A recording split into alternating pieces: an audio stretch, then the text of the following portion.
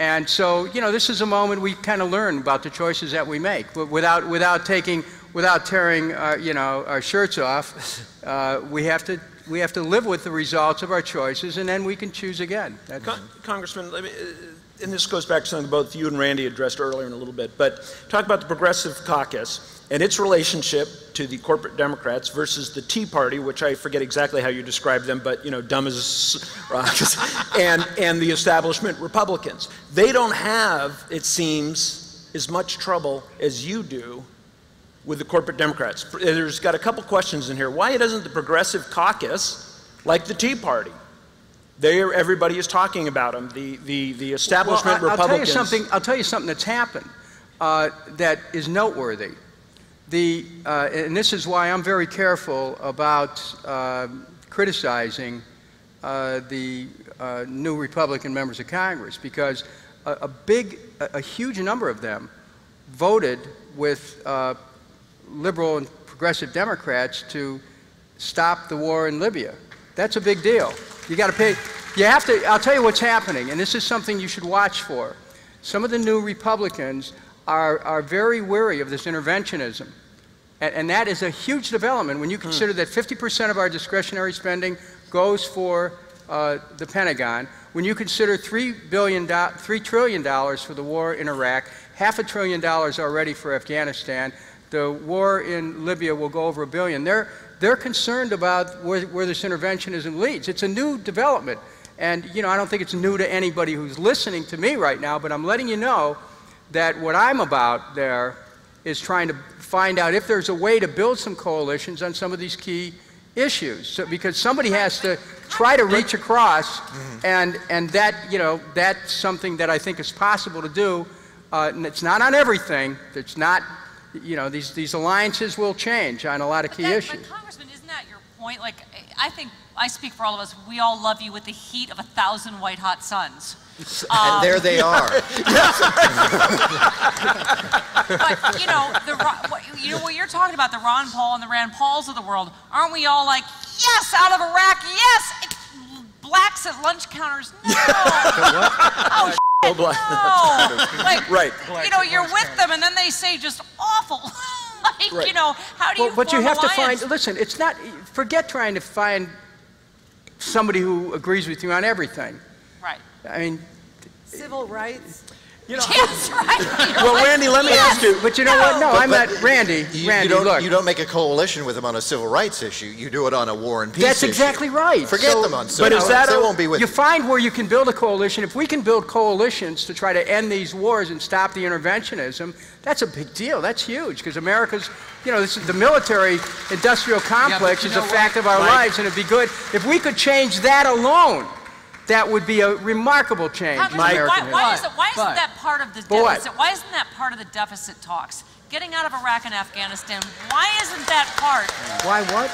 I mean, the audio when it goes. I know. I said, why isn't that part of this deficit and debt ceiling talk? Getting out of Iraq and Afghanistan. How many of you think it ought to be part of the deficit talk? Yeah. Hello. Absolutely. Mike Malloy. That's what started it. Absolutely, no question about it. You know, Dennis, I love what you say, and I believe everything you say. But the problem for somebody like me in trying to find common ground with, say, teabaggers, is because as soon as you both say, yeah, let's stop bombing Libya, they will say, yeah, because it's God's will. Right. Or they'll say, we should be bombing the Palestinians.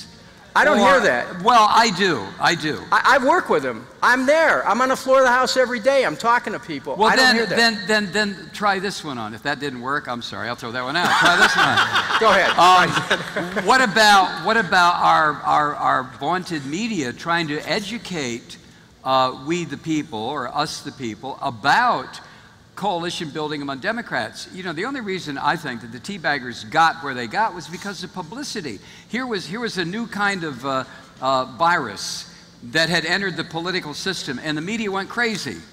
Oh, look at this! You know, Michelle Bachmann. Why does any media outlet on earth give the woman any notice? Any kind of notice whatsoever. Because she's dumber than George Bush, and that's what they want. Well. No, seriously, because if you have somebody so stupid then you can do whatever you want and she'll never know. I mean, George Bush didn't know what was going on. He had no clue. Dick Cheney was the president. I mean, so Bachman, you know, it's going to be the same thing. The dumber, the better. And she's very pretty. So only to Republicans who like to watch porn. It's political softcore porn. I'm sorry, that's not an 2.0. That's not an anti-woman statement. As long as we're on the war and peace issue, though, one thing I wonder about is... Yes, thank sort you. of, weren't we, like a few minutes ago, I think we started something about Afghanistan. That's a great transition, Ron. Thank you. Getting out of Iraq, getting out of Afghanistan, all, you know, noble goals, and that's all fine, but the conversation tends to stop there. Well, we got out of Afghanistan. Whew, okay, game over, we're good. Instead of, well, we got out of Afghanistan and we're not going to get out of Iraq, not really. Well, we're not really going to get out of Afghanistan either. Right, okay, keep going.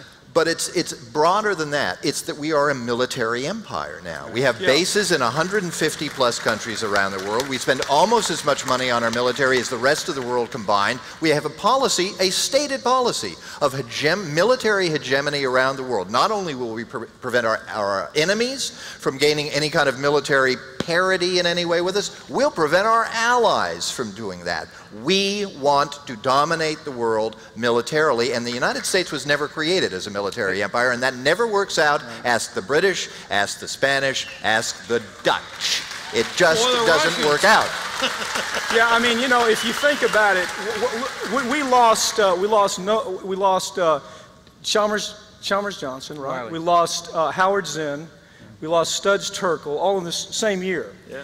And those are people who used to talk about this concept of imperialism.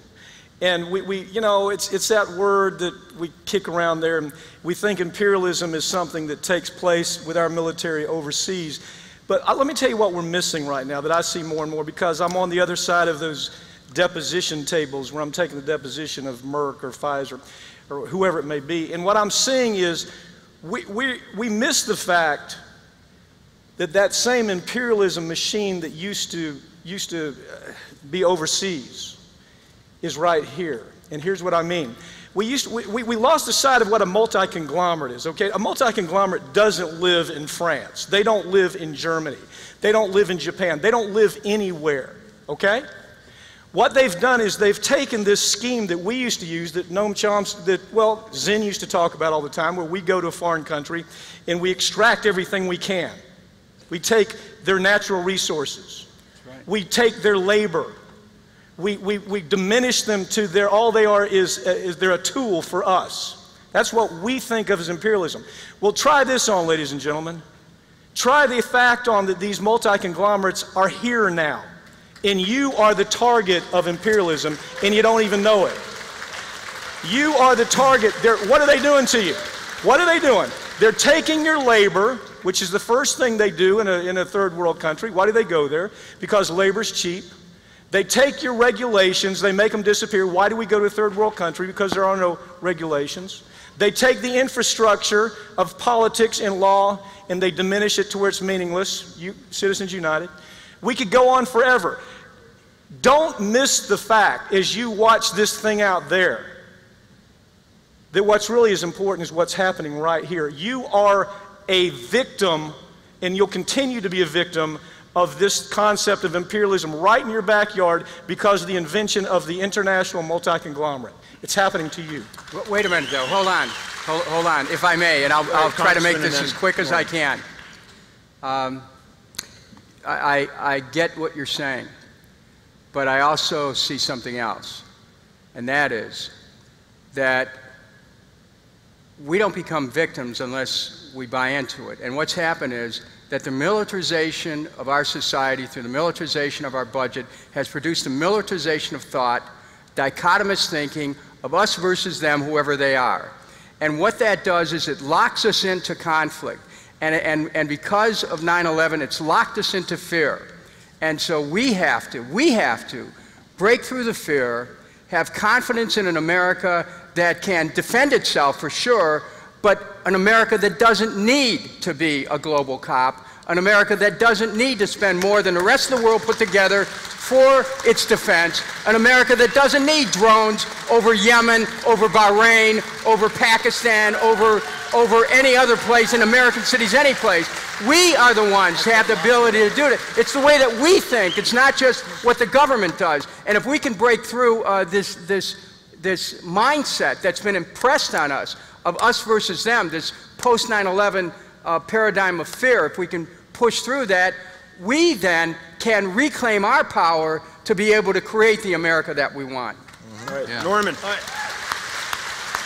So here is your messaging. Here is your messaging. Downsize the empire. And say over and over again, we spend north of $1 trillion a year on the global empire. Downsize the empire. Absolutely right. American jobs for Americans. Stop outsourcing, stop coddling corporate criminals. Tax fairness. Tax the rich also. End corporate welfare. Simple sound bites, simple bullet points that are actual policies that can be implemented by a Congress and executed by an executive that the American people will hear without attachment to labels like progressive or liberal or communist or socialist. Okay. Get to the people, because that bullet point list I just gave you will get 80% of the support of the American people. And if we can find a candidate, and Dennis, I owe you an apology, I do. And I'm glad I could do it publicly. It was my fault. I should have supported you in 2008. It was my fault. I went with the conventional wisdom of go with the electable one, and that was my fault. I should have stuck with my principles, and I apologize publicly for doing it. No member of the House of Representatives, by the way, the reason I did it, no member of the House of Representatives has been elected president since 1880. It's just people want like a governor or a senator. Stephanie. Let me take a moment to say that Elizabeth Kucinich could spike you worse than Mrs. Murdoch any day of the week, my friend. She is awesome. She's so been anyway, on my show. there are your bullet points. That's your messaging. Was that what you were waiting to say, Stephanie? Yeah. You were waving feverishly. I don't remember now. Okay, I'm Mike. drunk. once I was going to say, but I mean, there is there's a confluence in what everybody is saying here about 9/11 and terror and the deficit, and that is, we got Osama bin Laden with one bullet, If we wouldn't have outsourced that job at Tora Bora, we wouldn't have spent what we spent in Afghanistan. And so, or Iraq. Yeah, you've got to give this president some credit. Yeah, get him at Tora Bora, there's no Iraq. Yeah, exactly. Which is probably why we let him go at Tora Bora. Yeah, well, once again. By the way, I just have new batteries in my vibrator, so I have a whole second wind, and I'm so so excited to be here, Seattle. You gotta love her.